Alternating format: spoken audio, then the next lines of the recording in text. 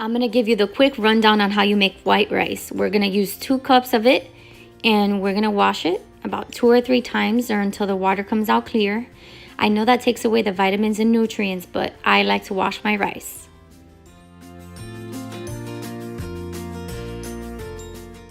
I make white rice about a few times a week at my house, so I always eyeball the amount of water I use. But in this case, you're gonna use 1 cup of water, or so it's 1/2 inch above the rice. Add a 1/4 teaspoon of salt. And add 1/2 teaspoon of corn oil or cooking oil. You don't want to overdo it because it'll come out greasy. And then just mix it up. Put the lid on it, hit the cook button, and it'll be ready in 20 minutes. When the switch moves from cooked to warm, your rice is done and you just need to mix it up and it's ready to serve.